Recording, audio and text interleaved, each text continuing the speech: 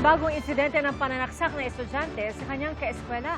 Sa Negros Occidental, sugatan ang 17 anyos na grade 9 student matapos siyang saksakin ng grade 10 student na 17 anyos din. Base sa investigasyon, bago ang pananaksak kahapon, nakapagsabi pa ang biktima sa kanyang guro na may nagbabanta sa kanya. Ayon sa mga pulis, sangkot ang biktima sa away ng mga grupo.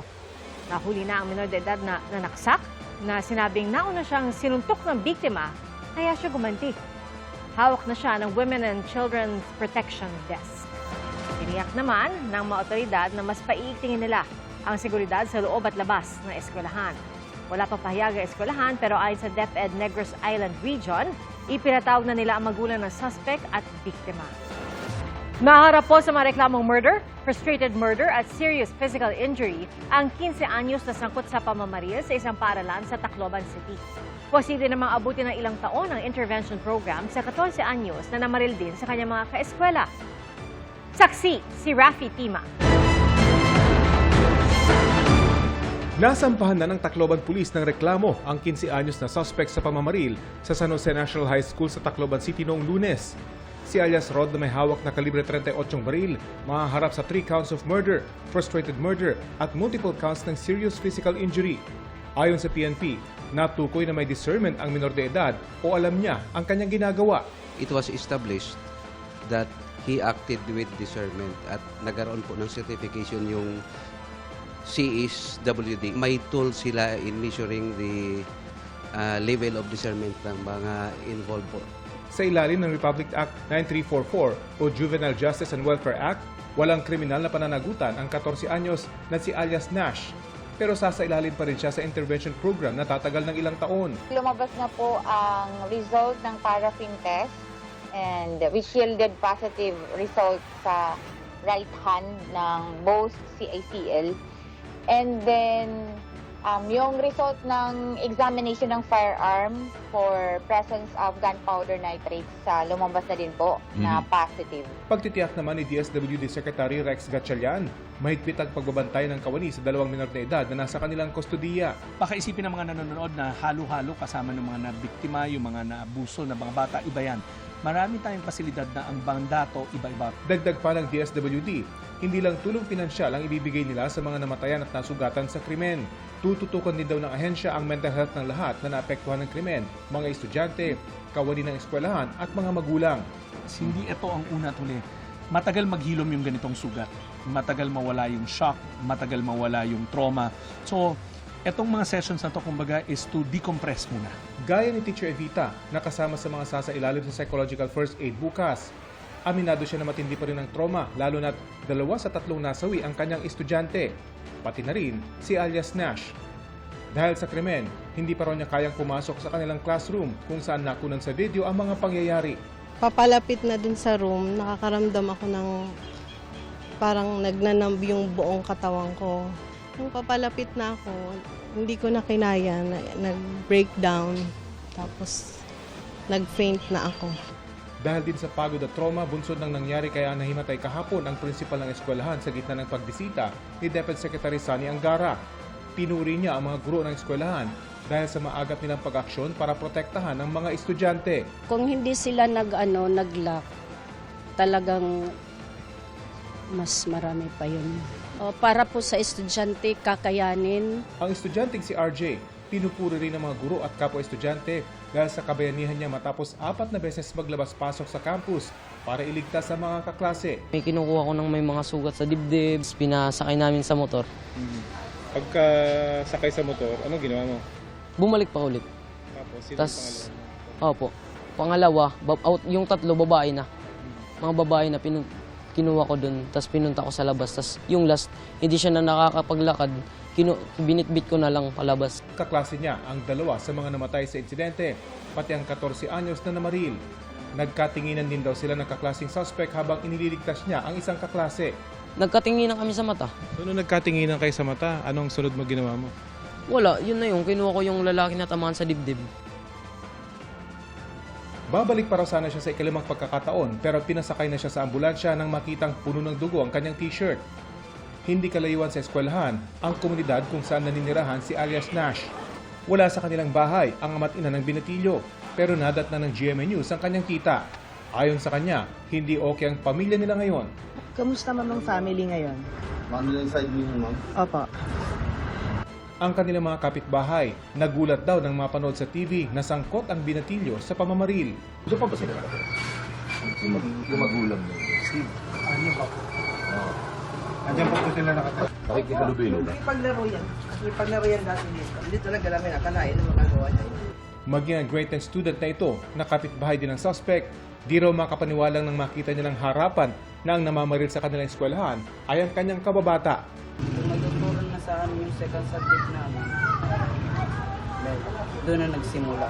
Tapos sunod-sunod na po yung course. Doon na po kami na mayroon na po sumabi na may baril. Kaya nagsitago na kami dun sa loob ng klaseng namin. Kwento ng isa pa sa mga kababata niya, madaling mapikon ang binatilyo. Meron nga siyang kalaro, tapos kumuha siyang bato. Sinapon niya yung bato. Nugo yung ulo. Kumadali na siya. Tulad ka? Nakilala ko po siya. Tapos nagadito lang po. Nasa kabilang barangay naman ang bahay ng 15 anyos na sangkot sa pamamaril.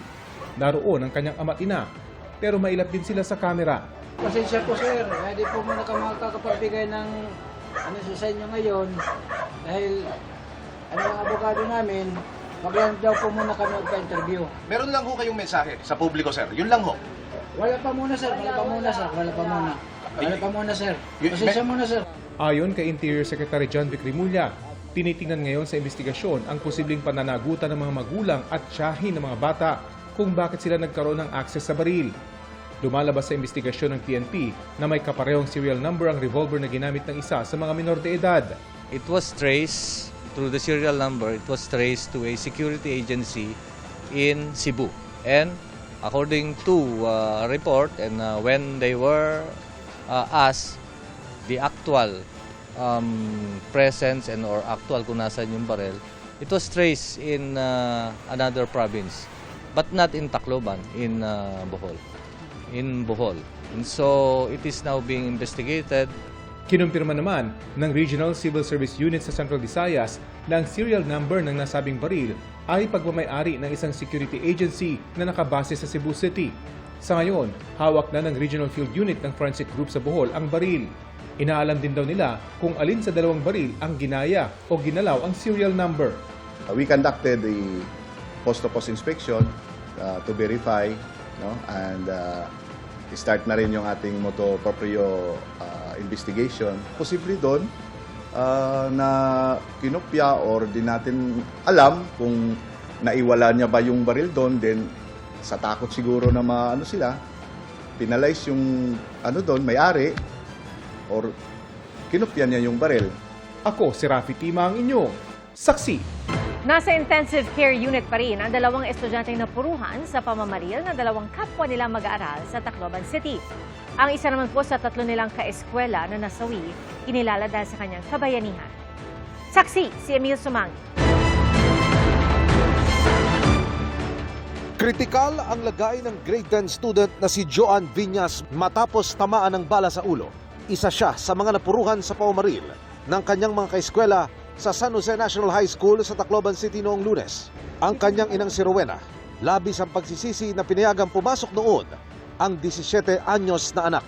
Sabi niya, parang maano yung katawan niya daw, mabigat. Sabi ko, ikaw lang kung papasok ka, kaso may report daw sila. Nagpumilit siyang pumasok. So pinayagan ko. Tila gumuhuraw ang mundo ni Rowena nang mabalitaan niya ang barilan. Pagpunta ko doon, nandun ako sa may entrance na. Nakita ko yung anak ko na nakasakay na ng yung pahiga. Pagkita ko si Joan, yun, nawalan ako ng malay. Sa gitna ng kinakaharap ng anak, sa dasal siya lumalapit. Yung mata niya, kasi talagang maga.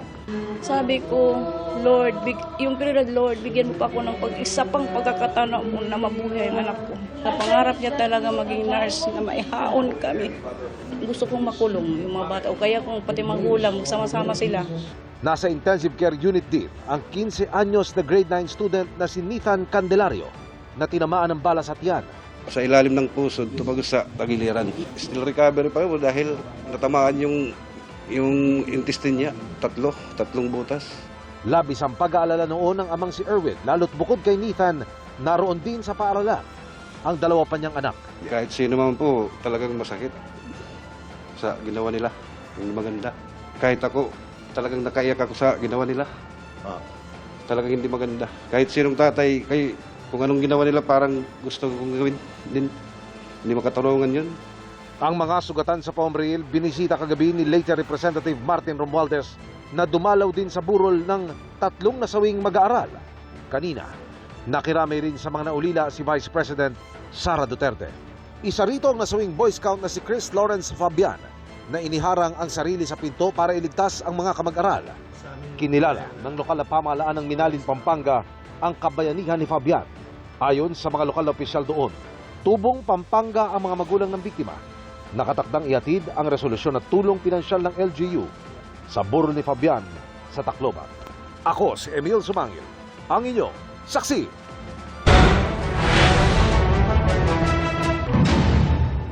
Bago sa saksi, nagliyab ang isang kotse sa northbound lane ng Skyway sa bahagi ng Quezon City ngayong gabi. Sa video nakuha ng isang motorista, kita ang makapal na usok mula sa kotse. Sa laki na apoy, ramdam daw ng ibang motorista ang init sa kalsada. Ay sa Quezon City Fire Department, nakatanggap sila ng tawag kaugnay ng insidente, pero pag-responde nila, naapulan na raw ang apoy. Wala pa silang impormasyon kung may nasaktan. Ayon naman sa enforcer ng Skyway, naialis na sa kalsada ang sasakyan kaya balik normal na ang daloy ng trapiko. Inaalam pa ang sanhi ng sunog. Bumuhos ang pagkikiramay at pagpupugay na ihatid sa kanyang huling hantungan ang pumanaw na Ateneo student athlete na si Rene Baterbonia. Sa Biyernes, inaasahang magsasampa ng reklamo ang CIDG laban sa mga sangkot sa trahedya. Saksi si Marisol Abduraman.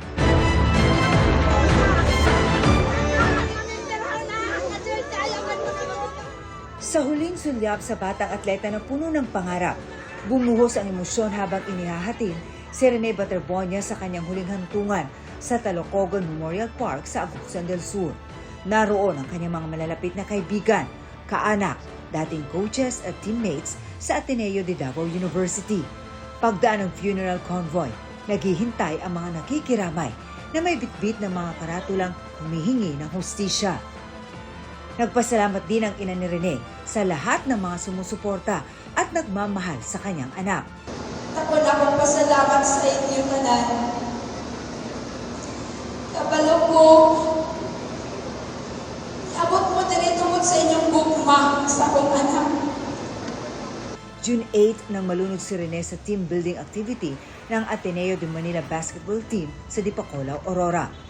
Kabilang naman sa dumating sa Camp Crame si Ateneo de Manila University President Father Roberto Yap, kaugnay sa patuloy na investigasyon sa pagkalunod ni Baterbonia at Divine Adili. Sir, baka meron lang kayong statement. Father, maybe just a little more. Teka lang po, ma'am. Pero huwag ka naman ganun, sir. Kung makatula ka naman, sir. Excuse me lang po, excuse me. Sa Biyernes, isasabitan namin sa DOJ for filing ang kaso. Hintayin nyo na lang sa Biyernes ang aming huling pagsuri at makikita natin kung ipapaliwanag namin sa inyo kung anong nakita namin sa investigation na to. Ayon sa PNP, nasa 10 individual ang posibleng maharap sa reklamo na karamihan ay staff ng basketball team. Or less about 11 or 10. We commit that it will be referred within this week. Bukas ipinatawag ng CIDG si Smart Chairman, President and CEO Manny Pangilinan. Base sa mga impormasyong nakalap ng CIDG, ang Smart Communications daw ang nangangasiwa sa basketball program ng Ateneo. Itinanggi na ito noon ng MVP Sports Foundation. Ayon sa kanila, nagbibigay lamang sila ng pondo at hindi nila pagmamay-ari o minamanage ang nasabing koponan. Ako si Marisol Abduraman, ang inyong saksi.